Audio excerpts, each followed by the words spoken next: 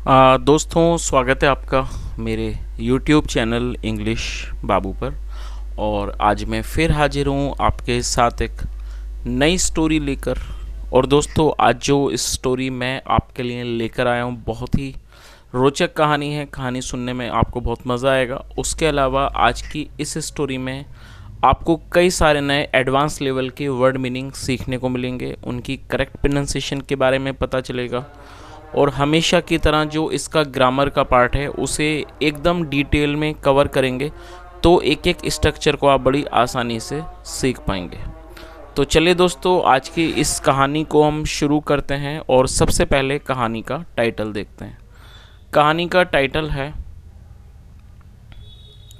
The quick witted housemaid. क्या मतलब हुआ दोस्तों? ये जो वर्ड है क्विक विटेड, ये एक एडजेक्टिव है जिसका मतलब होता है तेज बुद्धि वाला व्यक्ति। और हाउसमेड का अर्थ होता है नौकरानी। तो क्या अर्थ हुआ? द क्विक विटेड हाउसमेड मतलब कि तेज बुद्धि वाली नौकरानी। तो दोस्तों, ये आज की इस कहानी का टाइटल है, शीर्षक है। और अब मैं इसे पढ़ना शुरू करता हूँ। आपसे रिक्वेस्ट है, आप कहानी को बिल्कुल ध्यान से सुने। यदि कोई नया वर्ड, नया स्ट्रक्चर मिले तो आप उसको नोट करें। और यदि आज की कहानी आपको पसंद आए तो आप इसे लाइक ज़रूर करें। तो चलिए इसको शुरू करते हैं। One day Akbar and Birbal were having a very intense conversation. क्या मतलब हुआ? दोस्तों, ये जो हमारा वाक्य है ये पास्ट कॉन्टिन्यूस का वाक्य है। पास्ट कॉन्टिन्यूस में जब हम कोई वाक्य बनाते हैं तो वहाँ पर वॉज या वर्ब का प्रयोग हेल्पिंग वर्ब के रूप में किया जाता है, साथ में वर्ब की फोर्थ फॉर्म लगाई जाती है।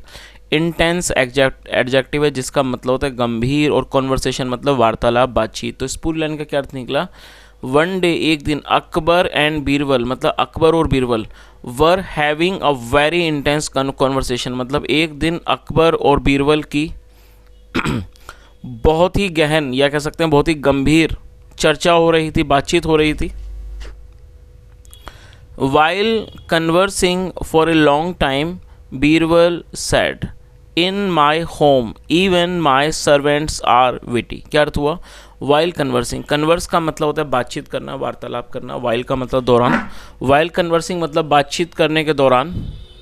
फॉर ए लॉन्ग टाइम लंबे समय तक। बीरबल सैड, बीरबल ने कहा, इन माई होम मेरे घर में, even my servants are witty. दोस्तों, ये जो वाक्य है ये सिंपल प्रेजेंट का वाक्य है जहाँ पर इज एम आर का प्रयोग हेल्पिंग वर्ब के रूप में किया जाता है, साथ में नाउन या एडजेक्टिव को लेकर वाक्य बनाते हैं। WITTY, विटी का मतलब होता है कोई चालाक बुद्धिमान व्यक्ति, और साथ में हाजिर जवाब को विटी कहा जाता है। तो उसने क्या कहा? While conversing for a long time Birbal sad मतलब कि लंबे समय तक बातचीत करने के दौरान बीरबल ने कहा, in my home even my servants are witty मतलब मेरे घर में मेरे नौकर भी बुद्धिमान हैं। अकबर सैड, अकबर ने कहा, इज़ दैट सो क्या ऐसा है? देन फिर, I have to check them too मुझे उनकी भी जांच करनी होगी।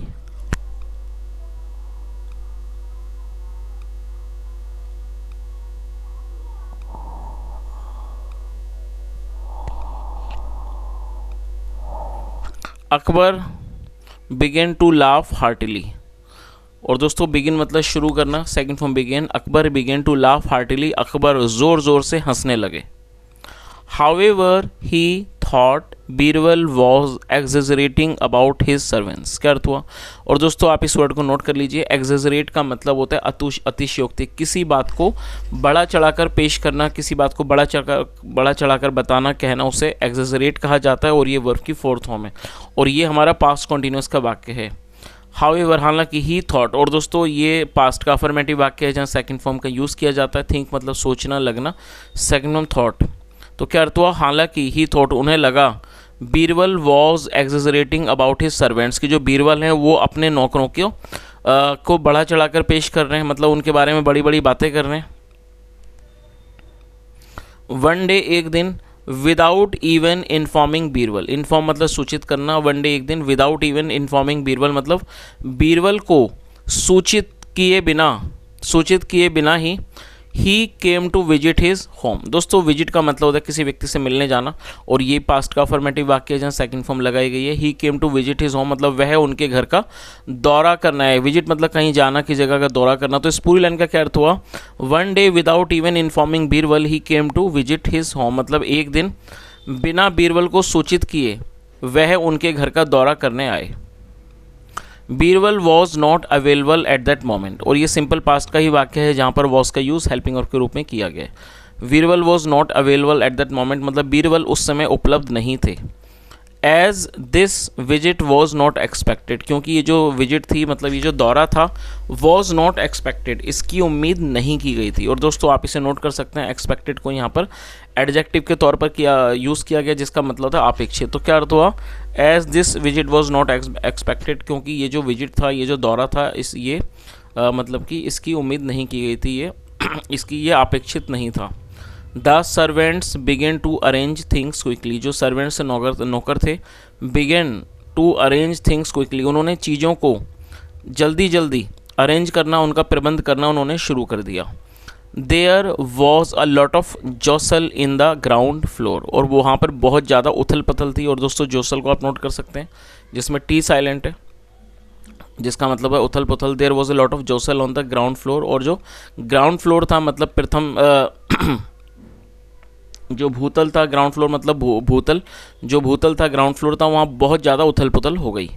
मोरोवर, हालांकि पीपल बिगेन टू पोर इन का मतलब होता है बड़ी संख्या में आना, जो लोग थे वो आने लगे बड़ी संख्या में।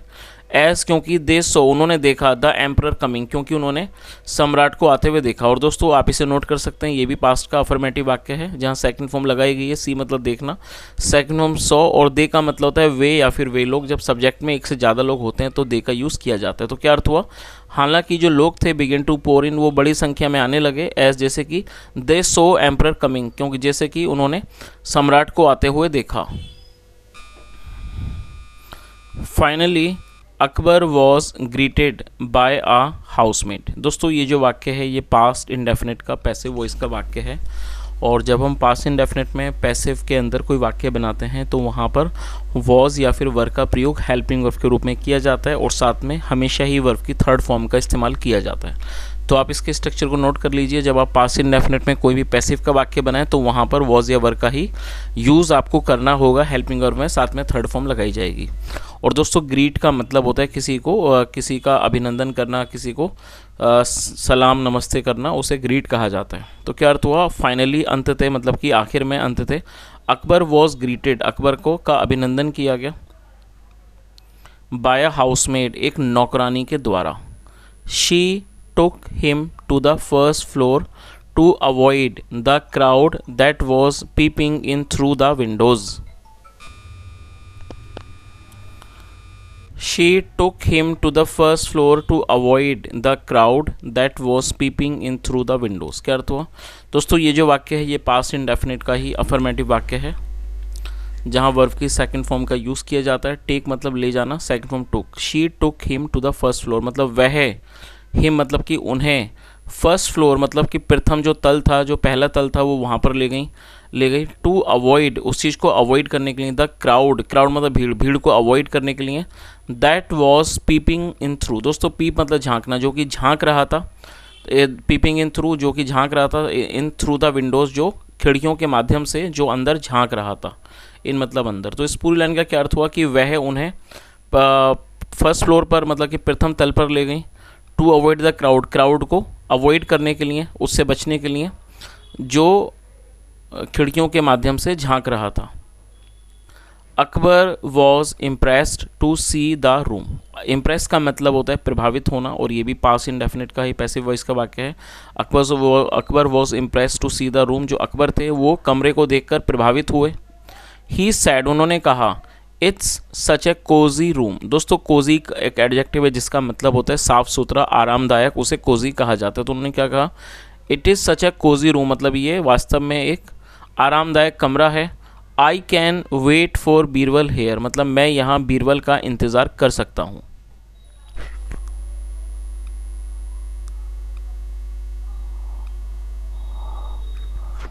The maid was about to leave to bring some refreshing juice for Akbar, but he called her. क्या अर्थ हुआ? The maid was about to leave. दोस्तों ये जो वाक्य है यहाँ पर अबाउट टू के साथ फर्स्ट फॉर्म लगाई गई है।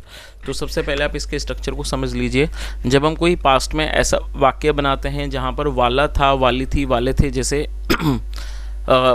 शब्द वाक्य के टेल पर आते हैं, तो वहाँ पर अबाउट टू का, वॉज अबाउट टू या वर अबाउट टू का प्रयोग किया जाता है, साथ में वर्ब की फर्स्ट फॉर्म लगाई जाती है। लीव का मतलब होता है जाना, छोड़ना, निकलना, रवाना होना। इसके कई सारे मतलब होते हैं। तो क्या अर्थ हुआ? The maid was about to leave to bring some refreshing juice, मतलब जो नौकरानी थी वो जाने वाली थी, to bring some refreshing juice, कुछ ताज़े जूस लाने के लिए। To bring some refreshing juice मतलब कुछ ताज़ा जूस लाने के लिए, फॉर अकबर, अकबर के लिए। बट ही कॉल्ड हर, लेकिन उन्होंने उसे पुकारा। अकबर सेड, अकबर ने कहा, you have shown me the first floor but you did not take me to the ground floor. क्या अर्थ हुआ? दोस्तों इस वाक्य में हैव के साथ थर्ड फॉर्म का यूज़ किया गया और पहले आप इसकी मीनिंग को नोट कर लीजिए। SHOW शो का मतलब दिखाना और थर्ड फॉर्म है शोन, और ये प्रेजेंट परफेक्ट का वाक्य है। प्रेजेंट परफेक्ट मतलब वर्तमान में किसी क्रिया का पूरा होना पाए जाना, जहाँ पर हैज़ या हैव के साथ वर्ब की थर्ड फॉर्म का प्रयोग किया जाता है। उसके अलावा आप इस चीज़ को याद रखें, जब हमारा सब्जेक्ट होगा ही, शी, इट या फिर सिंगुलर नाउन, तब आपको हैज़ का प्रयोग करना होगा, और जब सब्जेक्ट होगा आई, वी, यू, दे या फिर प्लूरल नाउन, तब आपको हैव का यूज़ करना होगा, और साथ में वर्ब की थर्ड फॉर्म। तो रूल के अकॉर्डिंगली यू के साथ हैव का यूज़ यहाँ पर किया गया है। तो उन्होंने क्या कहा? अकबर सेड, अकबर ने कहा, you have shown me the first floor, मतलब आपने मुझे फर्स्ट फ्लोर, मतलब आपने मुझे जो पहली मंजिल है वो दिखाई है, मतलब पहला प्रथम तल दिखाया है। But you did not take me to the ground floor. और दोस्तों ये जो वाक्य है ये पास्ट इंडेफिनिट का नेगेटिव वाक्य है, और जब पास्ट इंडेफिनिट में कोई नेगेटिव वाक्य बनाते हैं तो सब्जेक्ट के बाद डिड नॉट का प्रयोग किया जाता है, साथ में फर्स्ट फॉर्म लगाई जाती है। तो उन्होंने आगे क्या कहा? बट लेकिन you did not take me to the ground floor, लेकिन आप मुझे प्रथम तल मतलब कि भूतल मतलब कि जो ग्राउंड फ्लोर है आप वहाँ मुझे लेकिन नहीं गई। तो इस पूरी लाइन का क्या अर्थ हुआ? उन्होंने क्या कहा अकबर ने कि आपने मुझे पहले जो प्रथम तल था, फर्स्ट फ्लोर था, वो मुझे दिखाया है, लेकिन आप मुझे जो ग्राउंड फ्लोर है वहाँ पर लेके नहीं गए। You could have shown me the ground floor first. और दोस्तों देखिए इस स्ट्रक्चर को भी आप समझ लीजिए। जब आप कोई ऐसा वाक्य बनाएंगे जहाँ वाक्य की टेल पर सकता था, सकती थी, सकते थे होगा, तब वहाँ पर कुड हैव के साथ वर्ब की थर्ड फॉर्म का यूज़ किया जाता है। और दोस्तों मेरी आपसे यहाँ पर रिक्वेस्ट है, आप कृपया करके इस स्ट्रक्चर को नोट जरूर कर लीजिए। इस तरह के स्ट्रक्चर्स कम ही देखने को मिलते हैं। सबसे पहले आप इसके नोट बना लीजिए। सकता था, सकती थी, सकते थे में कुड हैव के साथ वर्ब की थर्ड फॉर्म का यूज़ आपको करना होगा। तो पहले इसकी मीनिंग देख लीजिए। देखिए यहाँ कुड हैव साथ में third form shown. You could have shown me the ground floor first. तो उन्होंने क्या कहा कि आप मुझे ग्राउंड फ्लोर पहले दिखा सकती थी। चलिए दोस्तों यहाँ पर मैं आपको एक एक्टिविटी देना चाहूँगा। मैंने अभी आपको कुड हैव के बारे में समझाया, अब आप एक नोट कर लीजिए वाक्य को। वह दौड़ सकता था। आई रिपीट द सेंटेंस, वह दौड़ सकता था। तो दोस्तों इसमें सकता था का ही आप मतलब कि वाक्य है, तो आपको इसको बनाना है। जो मैंने आपको स्ट्रक्चर समझाया उसी का प्रयोग करके आपको ये वाक्य बनाना है, और उसे आप उसे कॉमेंट में ज़रूर शेयर करें। चलिए आगे देखिए। द मेड रिप्लाइड, जो नौकरानी थी उसने रिप्लाई किया, मतलब उसने जवाब दिया। जहाँ पर ना to enter the first floor, enter मतलब प्रवेश करना, to enter the first floor मतलब कि फर्स्ट फ्लोर में प्रवेश करने के लिए, प्रथम तल में प्रवेश करने के लिए you have crossed the ground floor, आपने ग्राउंड फ्लोर को क्रॉस किया। मतलब आप तो उसने क्या जवाब दिया कि प्रथम तल में प्रवेश करने के लिए you have cross the ground floor, आपने प्रथम तल को पार किया है। क्रॉस मतलब पार करना। एंड देन और फिर टेकन द स्टेयरकेस, और फिर आपने सीढ़ियाँ ली हैं। स्टेयरकेस मतलब सीढ़ियाँ।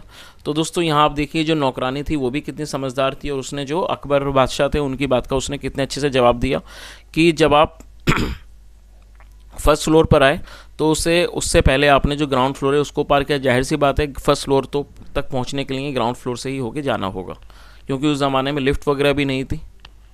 चलिए आगे देखिए।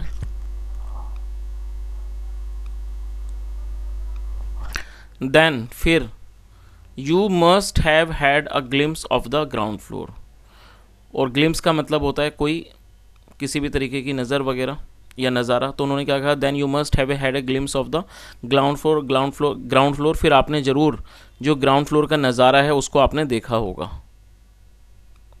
If you still want to see it, still का मतलब होता है अभी भी या फिर भी, और ये जो वाक्य है ये प्रेजेंट इंडेफिनिट का अफर्मेटिव वाक्य है जहाँ पर वर्ब की फर्स्ट फॉर्म या फिफ्थ फॉर्म का यूज़ किया जाता है। तो उसने आगे क्या कहा, इफ़ यदि, you still want to see it यदि फिर भी आप उसे देखना चाहते हो, देन फिर you can visit it once more, फिर आप वहाँ पर दोबारा जा सकते हैं, मतलब वहाँ का दोबारा दौरा कर सकते हैं। फिर दोबारा, वंस मोर मतलब फिर दोबारा, फिर एक बार दोबारा। Akbar agreed to visit the ground floor, जो अकबर थे वो सहमत हो गए to visit the ground floor पर जाने के लिए। एंड प्रेज्ड द मेड, और उन्होंने, मेड प्रेज मतलब प्रशंसा करना, सराहना करना, और उन्होंने नौकरानी की सराहना की, प्रशंसा की, फॉर हर विटी आंसर, उसके बुद्धिमानी वाले जवाब के लिए उन्होंने उसकी प्रशंसा की।